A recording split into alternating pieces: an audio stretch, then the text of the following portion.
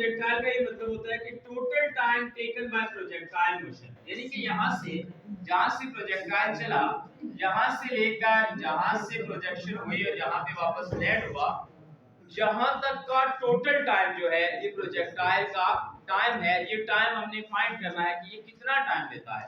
देखिए बेटा, horizontal motion थी तो s is equal to vt, ये इक्वेशन हम यूज करते थे और हम इजीली क्या कर लेते थे, इसको डिफाइन कर लेते थे और इजीली हम टाइम फाइंड कर लेते थे डिस्टेंस और वेलोसिटी को यूज करते हुए। लेकिन यहाँ पर ये टू डायमेंशनल मोशन है, यहाँ हम प्रोजेक्टाइल का टाइम कैलकुलेट करने के लिए हम इन टर्मिनोलॉजीज को, ये जो क्वांटिटीज हैं इस प्रोजेक्टाइल मोशन से रिलेटेड, हम इनको यूज करेंगे।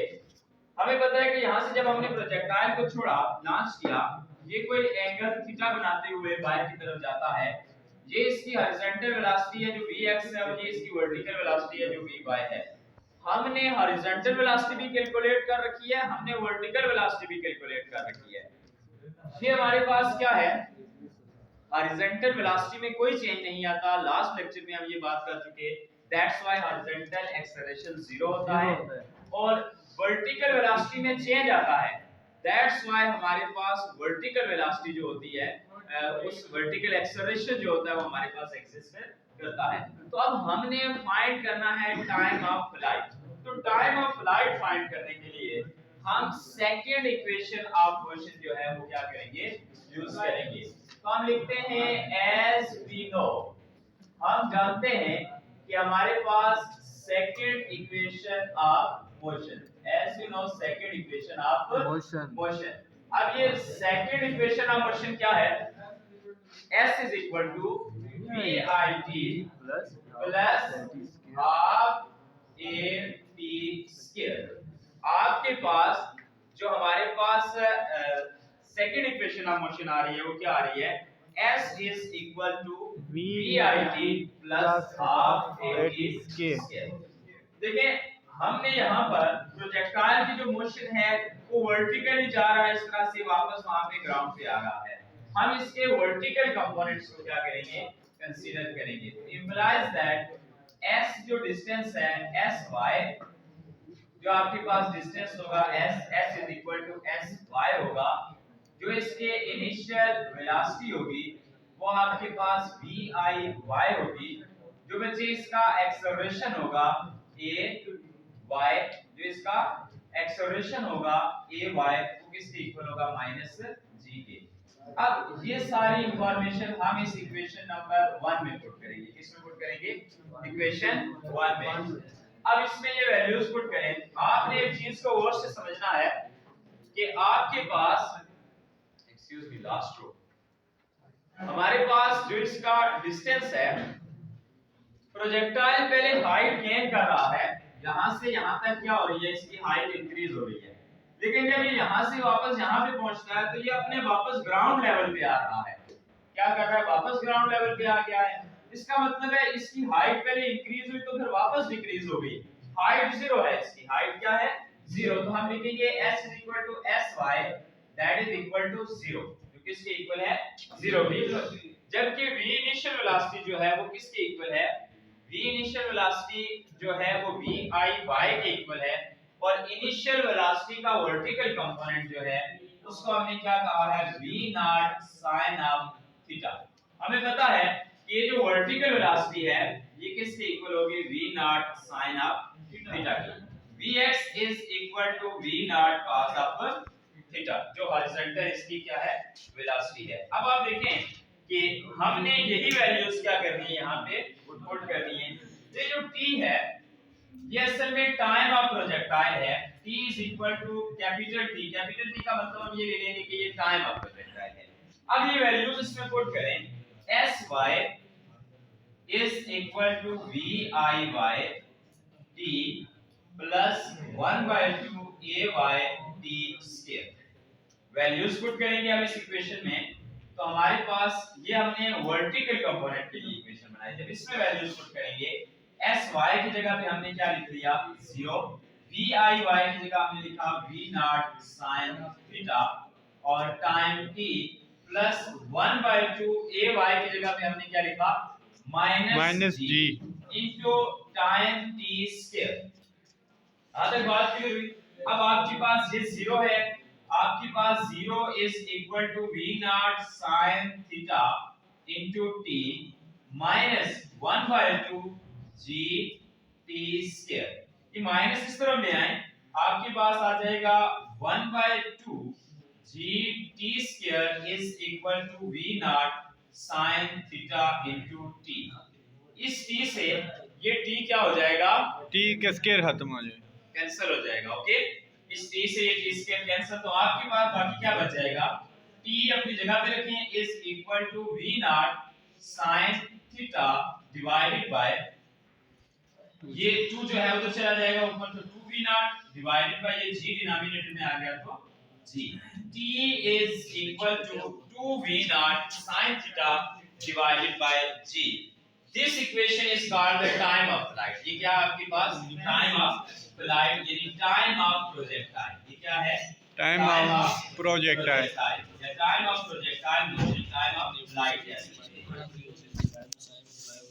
ये आपके पास क्या था, टाइम ऑफ प्रोजेक्टाइल।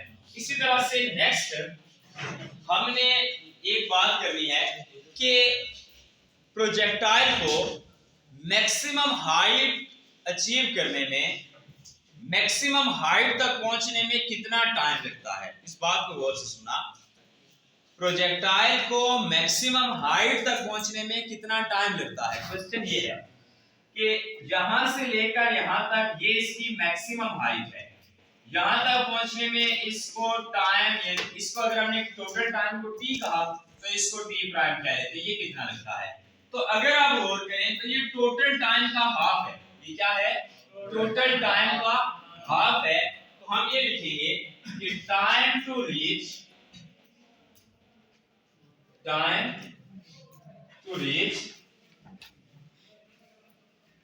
तो यहां तक पहुंचने में यानी मैक्सिमम हाइट अचीव करने में इसको कितना टाइम लगता है, तो t prime will be equal to t divided by 2, यानी टोटल टाइम का हाफ।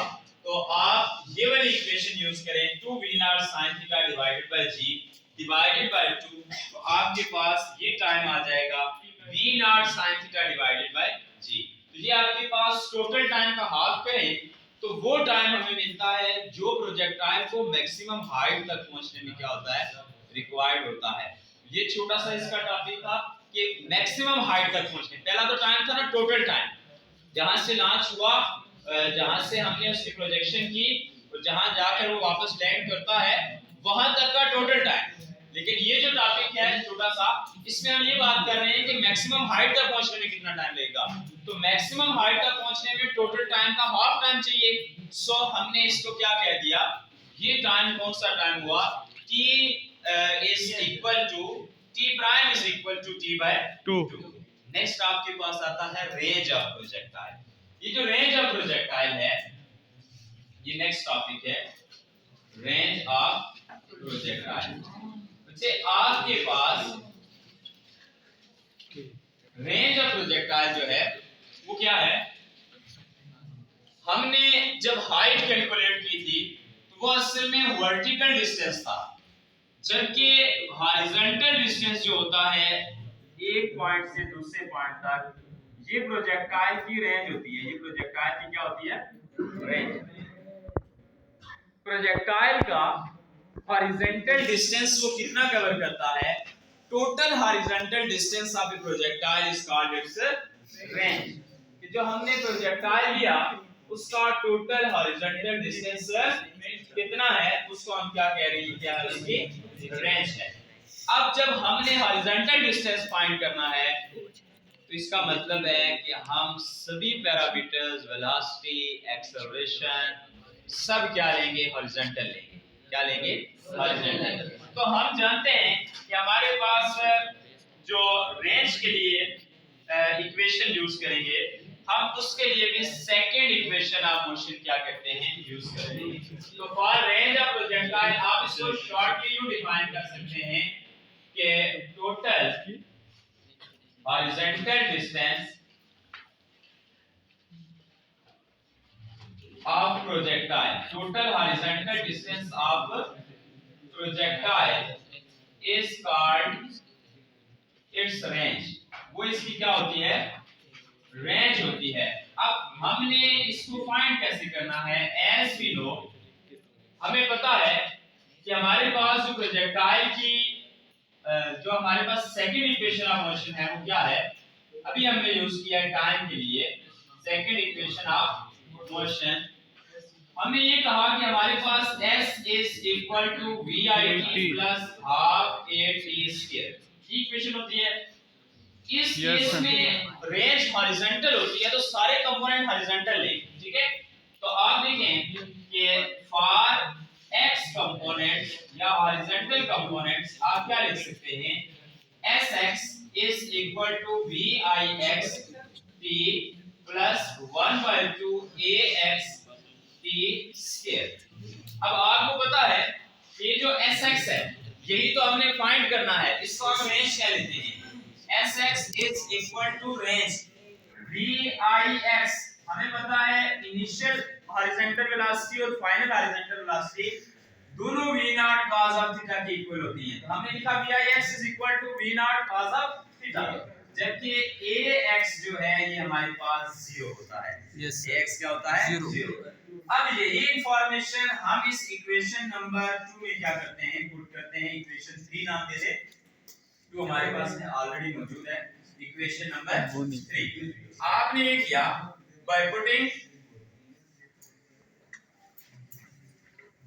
इन इक्वेशन 3, ये जो इंफॉर्मेशन है इनको इक्वेशन 3 में पुट करें तो sx की जगह पे मैं लिखूंगा range r is equal to vix t की जगह पे मैं लिखूंगा v not cos of theta और t टाइम है, t क्या है, टाइम, जो हम अभी प्रीवियस इक्वेशन में क्या करके आए हैं, यहां कैलकुलेट करके आए हैं कि t is equal to 2v not sin theta divided by g। इसको हमने क्या लिखा, 2v not sin of theta divided by g plus 1/2 into ax क्या है आपके पास 0। अब इस टर्म में ax 0 हो गया तो ये सारी टर्म हमारे पास क्या हो जाएगी, 0 हो जाएगी। आपके पास क्या बच गया, r इज इक्वल टू, ये इसको मल्टीप्लाई करें 2 और ये v नॉट से मल्टीप्लाई हो जाएगा 2v not square sin theta cos of theta divided by g।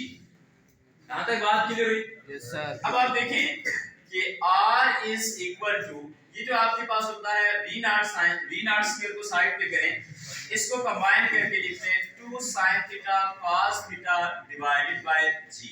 ये भी यही इक्वेशन है, हमने इसको इसलिए लिखा इस तरह से कि कुछ ट्रिग्नोमेट्रिक फार्मूलाज हैं हमारे पास। जैसे बच्चे तो जैसे सुना मेरी बात, जिस तरह हम ये लिखते हैं sin square theta plus cos square theta is equal to 1, ये ट्रिग्नोमेट्रिक फार्मूला है।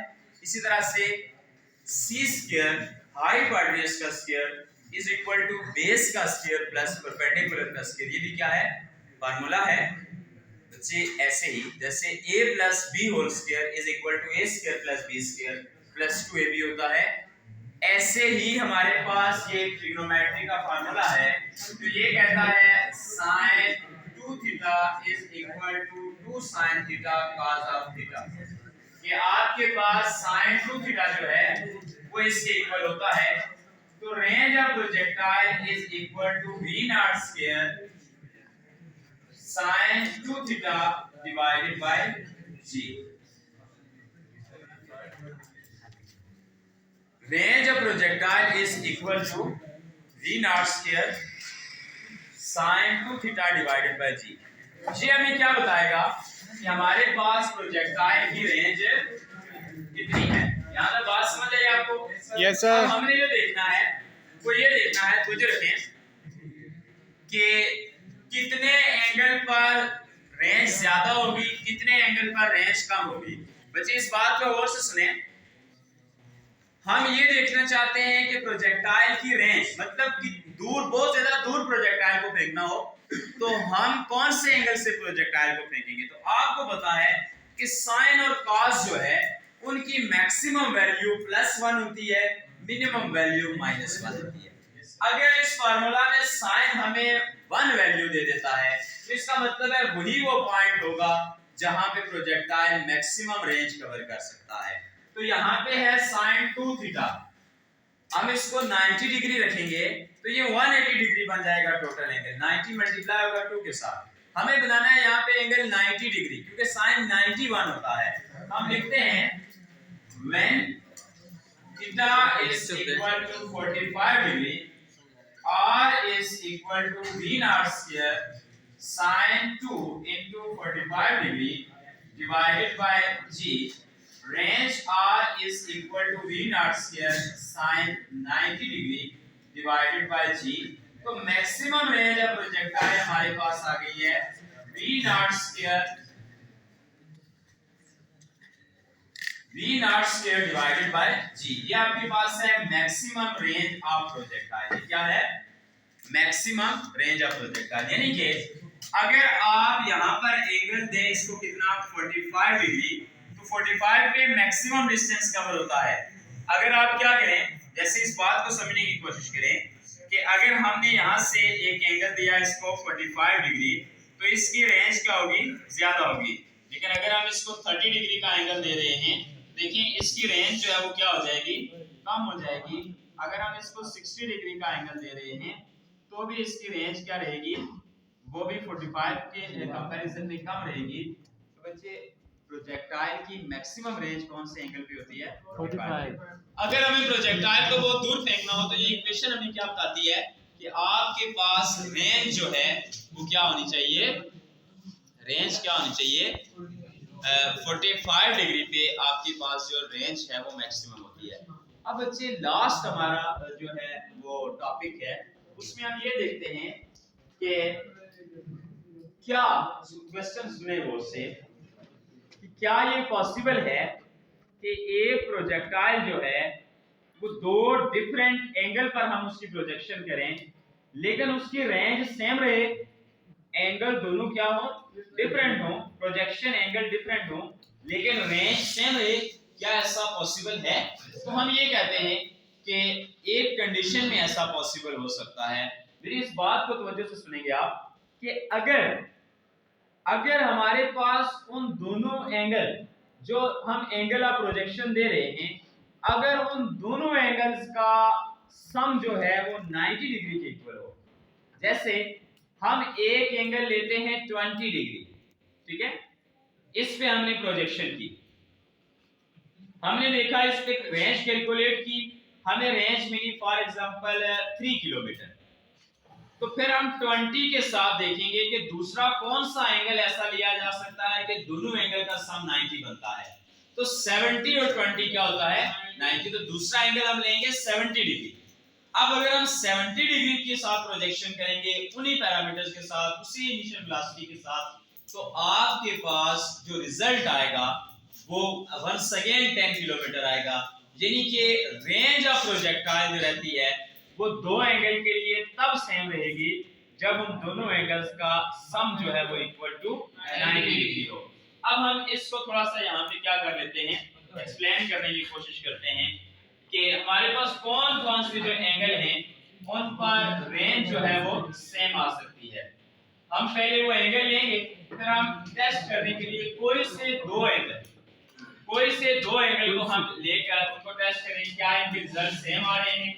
देखें आपके पास 10 डिग्री है और दूसरा है 80 डिग्री, इन दोनों का सम 90 डिग्री के इक्वल आता है, दोनों का सम 90 डिग्री के इक्वल आता है।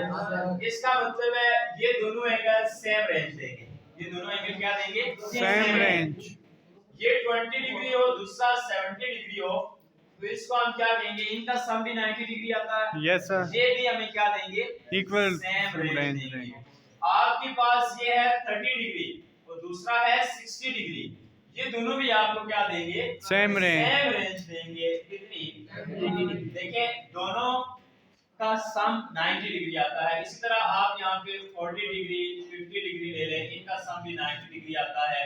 अब आपके पास 50 डिग्री, यानी कि आप जहां तक पॉसिबल है दो एंगल को अगर ऐड करने से उनका जो सम आ रहा है 90 आ रहा है, तो दोनों की जो रेंज होगी वो सेम होगी। तो अब हमने ये बात तो हम कर रहे हैं, लेकिन हम इसको प्रूव करना चाहते हैं क्या ऐसा होता है या नहीं।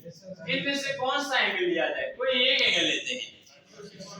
यस 30 और 60। ओके जी, हम इन दोनों को चेक करते हैं क्या इन दोनों पे रेंज सेम है। तो हमने एक बार यहाँ पे रखा theta is equal to 30 degree के लिए रेंज चेक करनी है, दूसरी तरफ theta is equal to 60 degree के लिए। रेंज का फार्मूला है r is equal to v not square divided by g sin 2 theta.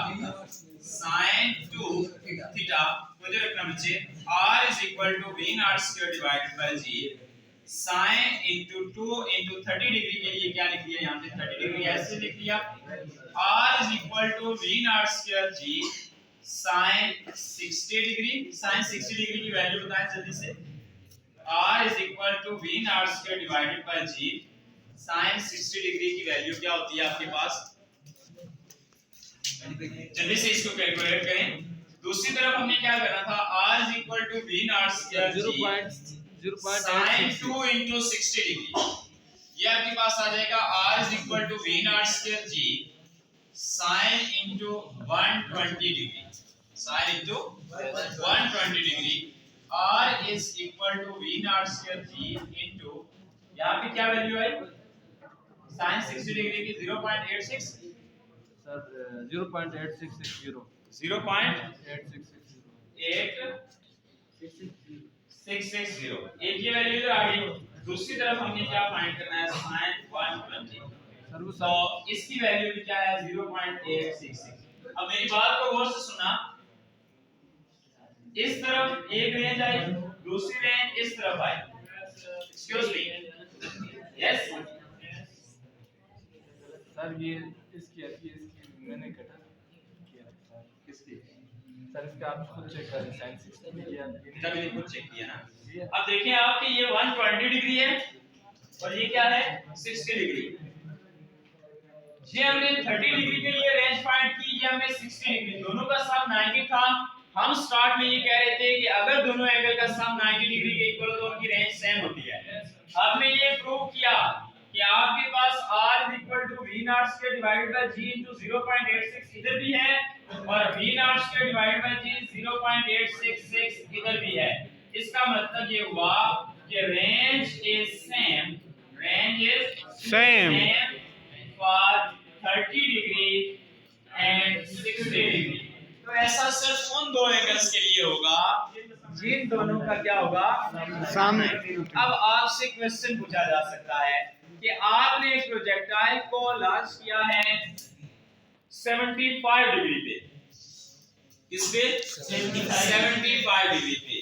आपको एक रेंज मिली है 10 किलोमीटर 15 किलोमीटर। आप दूसरा पॉसिबल कौन सा एंगल ऐसा ले सकते हैं कि वंस अगेन आपको यही रेंज मिले। तो आप एकदम बात को समझ जाएंगे, 90 माइनस 75 करें, आपके पास 15 डिग्री का एंगल आएगा। आप कहेंगे 75 और 15 डिग्री जो है सेम एंगल देते हैं। आपसे ये एमसीक्यूज में भी पूछा जा सकता है कि which two angle give us same range 70 degree plus 30 degree, 70 degree and 30 degree, 70 degree and 50 degree, or 30 degree and 60 degree, none of these। तो आप दोनों को ऐड करते जाएंगे, जिन दोनों के म्यूचुअल ऐड करने से आंसर 90 आता है उनकी रेंज क्या होगी सेम होगी। तो ये था आपके पास प्रोजेक्टाइल मोशन से मुताल्लिक तमाम इंफॉर्मेशन। तो नेक्स्ट मुझे ये बताएं कि आपके पास